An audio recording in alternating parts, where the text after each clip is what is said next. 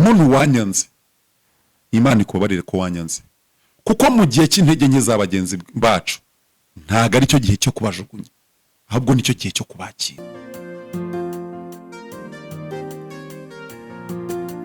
Wavukiye hano habi mwami wanjye bikabije, ugira ngo abakomeye n'aboroheje tukugereho, bakujyana i Nyabihanga baragushinyagurira mwami wanjye, ugira ngo tw'abanyabyaha twese tubabarirwe, wameneye amaraso uzira ibyaha byanjye, baragushinyagurira kugira ngo mbabarirwe.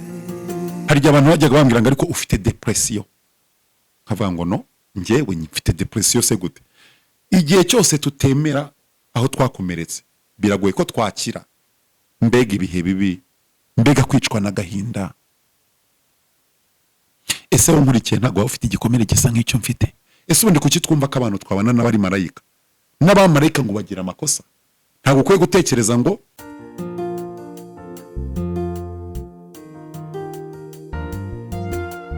iyo ntekereje urukundo Yesu wankunze, numva nuzuye ishimwe ryinshi mu mutima, uburyo watwitangiye igorogota ku musaraba, ugira ngo tw'abanyabyaha twese tubabarirwe.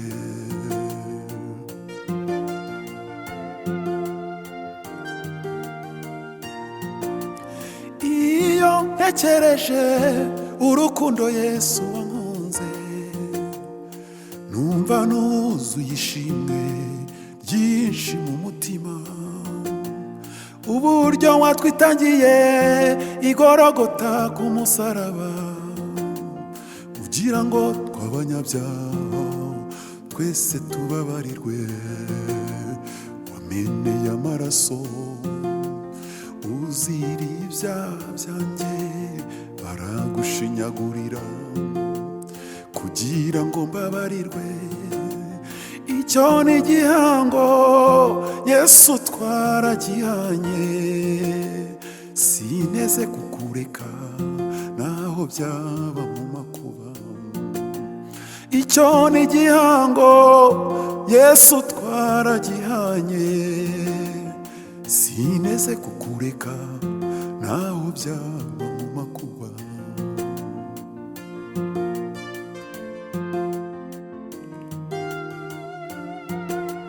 Wavukiye hano habi mwami wanjye bikabije, ugira ngo abakomeye n'aboroheje tukugereho, bakujyana i Nyabihanga baragushinyagurira mwami wanjye, ugira ngo tw'abanyabyaha twese tubabarirwe.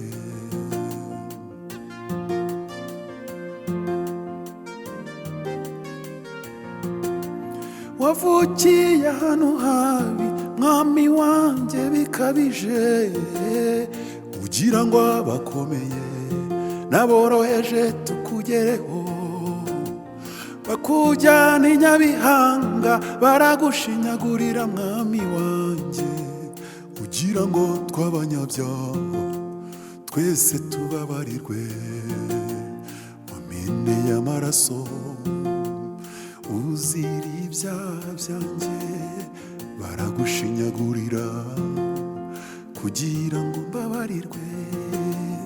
Icyo ni igihango Yesu twaragihanye, sineze kukureka naho byaba mu makuba.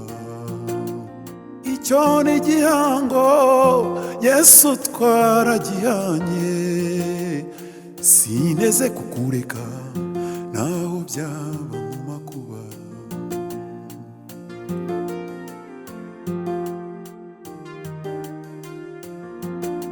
Mbese ninde wadutandukanya n'urukundo wadukunze? Ntawe, ntawe, ntawe, ntawe, ntawe.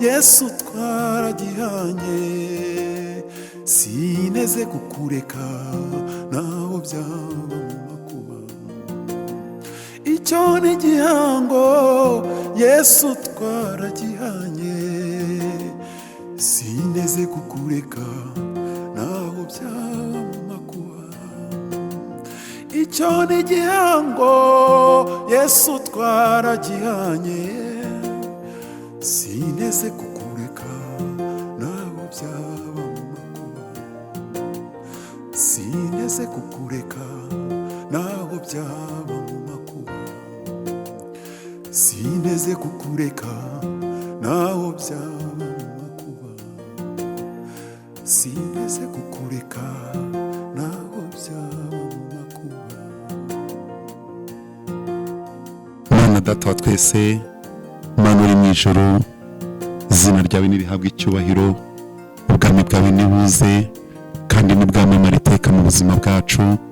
Reka ubwoko bwawe aho buri hose ndabasengeye kugira ngo ineza yawe n'urukundo rwawe byongere kubabaho muri izi mpera z'umwaka wa 2025. Turimo gusoza umwaka, reka tuhabwe ibihe byiza, reka amasezerano atasohoye asohore, reka abafite akababaro gashire, reka abacitse intege bongerera imbaraga, reka abantu bawe mwami bongere kugira ibihe byiza n'umunezero. Nirukanye agahinda mu mutima ugafite, mpamagaye amahoro adasanzwe ku bayabuze.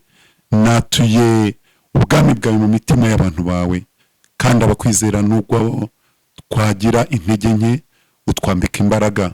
Abakwiringiriye naho twapfa tuzazuka. Ndabizi ko mu badukurikiye hari abagize ibyago bitandukanye, reka imitima yabo yumve ihumure ridasanzwe kandi hongere kugwa imvura y'urujojo mu mitima yabo.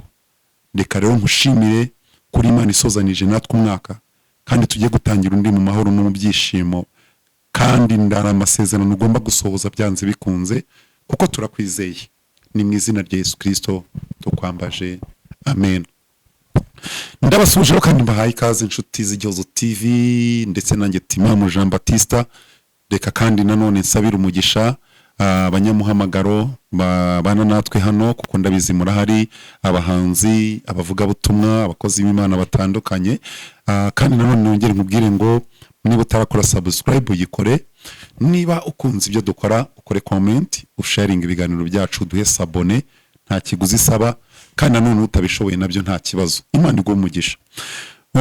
Ni ingenzi cyane kuganira namwe cyane cyane mu mpera z'uyu mwaka, kandi nanone ngaruka mu kiganiro cya kabiri gisanga icyabanjirije kino, muri episode ya kabiri yo gushimira Imana itwongereye imbaraga n'ibihe byiza.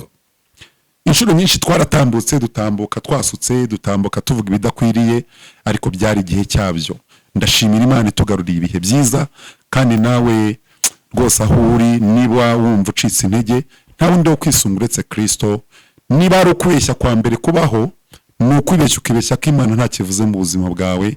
Niba ari ukwibeshya kubaho, ni ukwibeshya ukibeshya yuko kubana n'Imana cyangwa gukorana n'Imana nta gisobanuro bifite.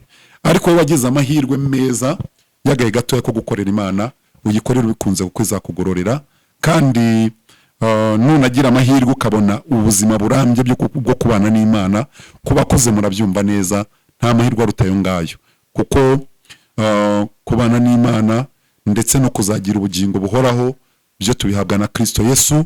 Kuba mwizera mu buryo butandukanye, hari abamwizera nk'umunyabuntu bakumva ko kumwakira bihagije, hari abizera Kristo nkaho nanone kwihana umunsi ku wundi ariko gakiza. Ibyo twizera nibyo bizadutsindishiriza, kandi ibyo tutizera nabyo ntacyo bizadutwara. Gusa icyo nakubwira kimwe, kwakira Yesu Kristo nk'umwami n'umukiza w'ubugingo bwawe ni ibya mbere. Twakomeje rero ikiganiro ni ntibikwiriye tugiye kujya dutambutsa.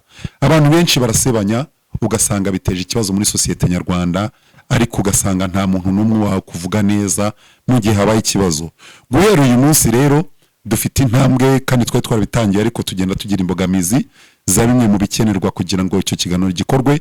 Ariko ndashimira Imana yuko iduhagurukije kandi bizagenda neza kuko turayizeye. Rero muri ntibikwiriye tuzajya turebera hamwe, ese ibikwiriye ni ibihe, ibidakwiriye ni ibihe. Hari ukuntu usanga muri sosiyete nyarwanda yacu abantu bifatira umuntu ugasanga bamuvuze koko ye bamwihaye kandi bose bamuvuga nabi, niyo baba kuvuga ukuri kw'ibyakubayeho ntago ari impamvu yo kugira ngo natwe tuguhe rubanda. Mu Kinyarwanda baravuga ngo aho umugabo aguye abandi bagabo batwe barenzaho twatsi. Ariko birababaje cyane muri iki gihe kubona umuntu agira ikibazo aho kugira ngo agire umuntu umuvuga neza, ugasanga twese twamuhaye urw'amenyo, nyamara nawe uri kumuvuga uyu munsi byakubaho. Hari umushuti wanyu umwe navuze izina ariko abakuba ku mbuga nkoranyambaga muramuzi, yakundaga kwibasira abantu cyane, yewe si umwe si na babiri si batatu kandi ntago ari bane. Niba arebye tembonayire yacu cyangwa se afishi iri ku kiganiro, abo bantu uraza kubamenya. Baricaraga aho ngaho bakavuga bagenzi babo, ugasanga niba hari uwafunzwe ari kumutera amabuye, niba hari ukoze amakosa runaka. Ku isi turimo twese tugira amakosa, ariko ntago ari byiza yuko mu gihe umuntu yagize ikosa cyangwa intege nkeya wamutera amabuye, ahubwo ari ukwiye kumuba hafi, kuko ni ku ijambo ry'Imana riteganya. Umugabo witwa Yona yagize atya, Imana imwohereza itarushishe ngo ajye kuvuga ubutumwa, arakwepa. Amaze gukwepa aragenda ajya mu nyanja, wenda nayo wabona uri mu nyanja rwose Imana yarakwihoreye ukajyayo wibereye mu nyanja, kuko inyanja nayo ifite ubusobanuro bwayo. Arangije Imana ngira namwihorera, araryama arasinzira. Ntabwo Imana igeze imushyira stress, nimubuza amahoro, kuko ntabwo ari ko Imana ikora. Arasinzira ngo ariko abari mu bwato babura amahoro, bamaze kuyabura bajugunya ishyano mu nyanja.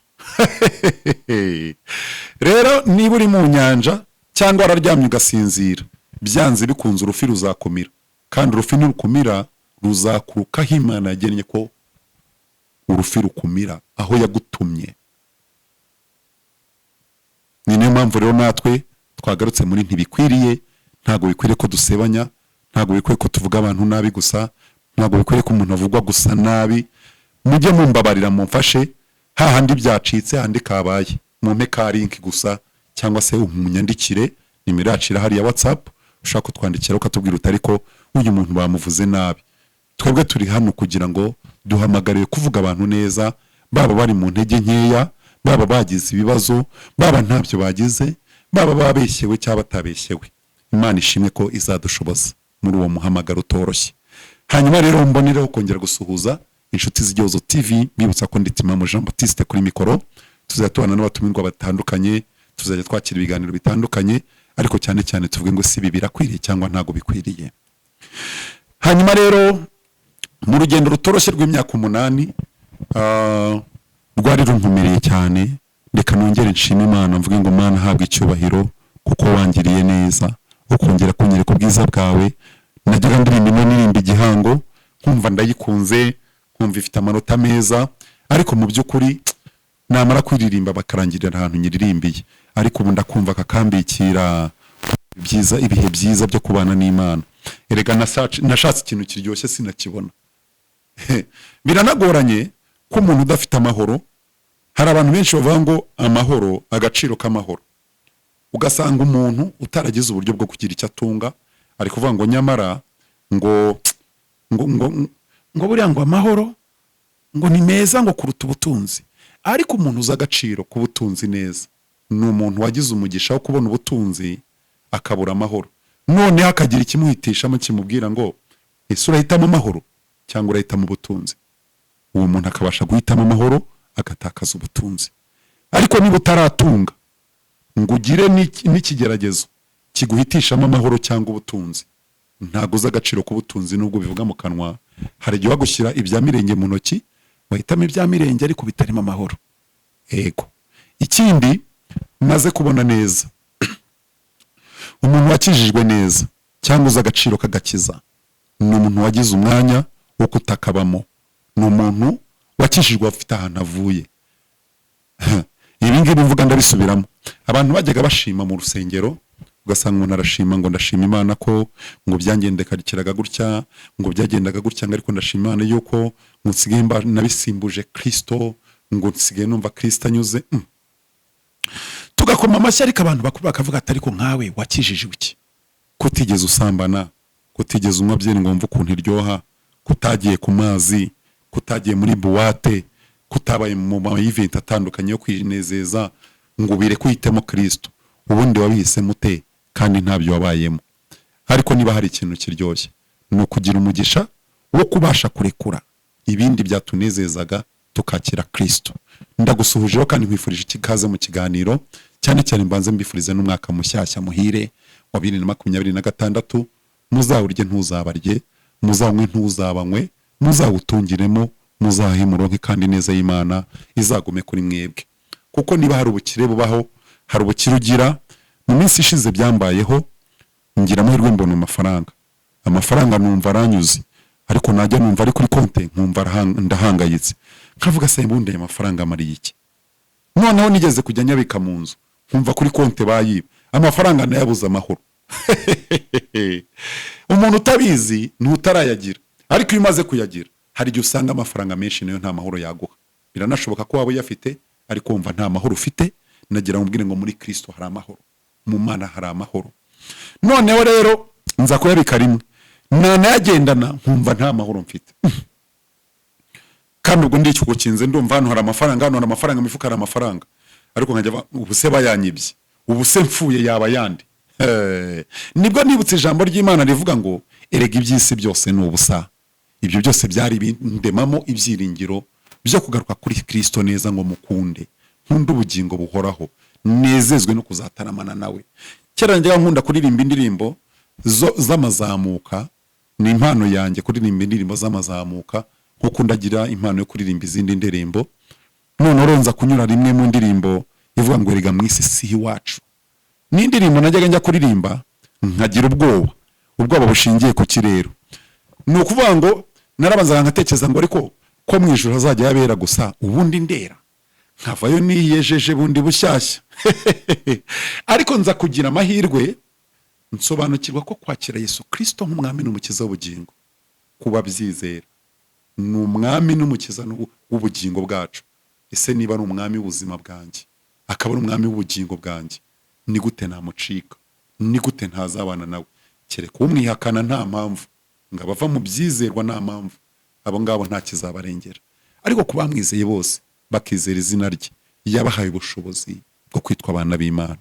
Nitekerezaho rero nza kugira amahirwe nganira n'umukozi w'Imana umwe uri no mu batumirwa ngomba kubazanira vuba, tuganira neza ku gakiza. Ubundi agakiza niki? Abantu benshi baharanira kuba intungane, ariko se natungana koko bikemera? Imana yavuze ku mugabo witwa Dawidi. Dawidi yagiraga amafuti menshi kuko yageze kugambanira ingabo ye. Amaze kuyigambanira, ntago yayigambaniye bisanzwe biciriritse nkuko byumva. Oya, yaramurarikiye, uwo mugore, arangije atumaho kugira ngo bice umugabo we kugira ngo azabone ukuntu amusambanya.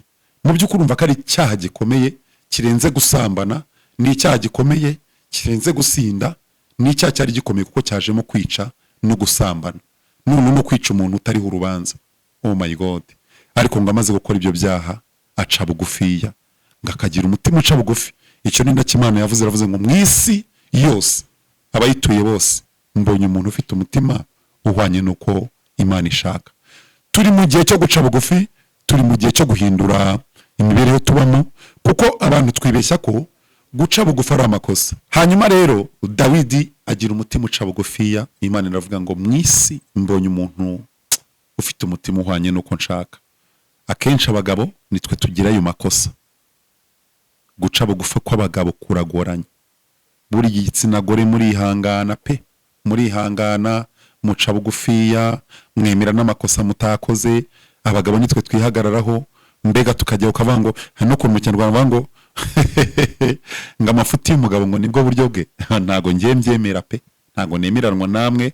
Gusa wenda mu myizerere yawe uko kwaba ukuri, ariko mu myizerere yanjye n'abankunda, nawe niba unkunda uri umugabo mugenzi wanjye, cyangwa se uri umujene, uri petit frère cyangwa grand frère, ukwiye kugira umutima uca bugufi.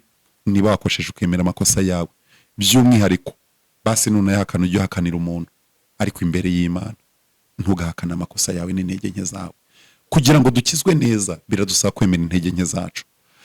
Noneho rero namaze imyaka 8 yose ishira ndimo ntekereza, nkumva ndi fieri ibyo ndimo. Hanyuma rero nyuma aho umwuka birangendereye, najyaga ntinya, hari igihe abantu bajyaga bambwira ngo ariko ufite depression, nkavuga ngo no, njyewe mfite depression se gute?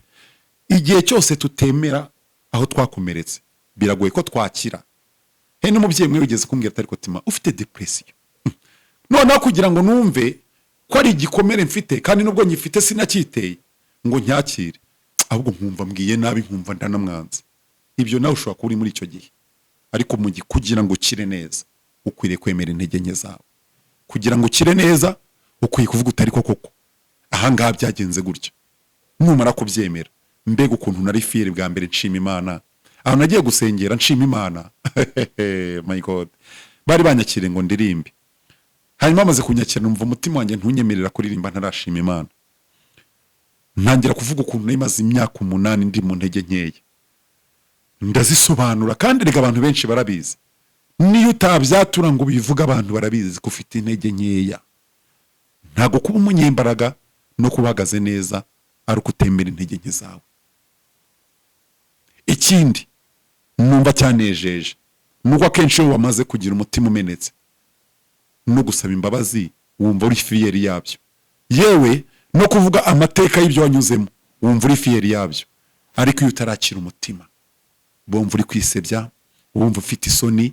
Ariko umuririmbyi yaravuze ngo nta soni mfite uretse z'ibyaha byanjye. Mana ushimwe, uhabwe icyubahiro.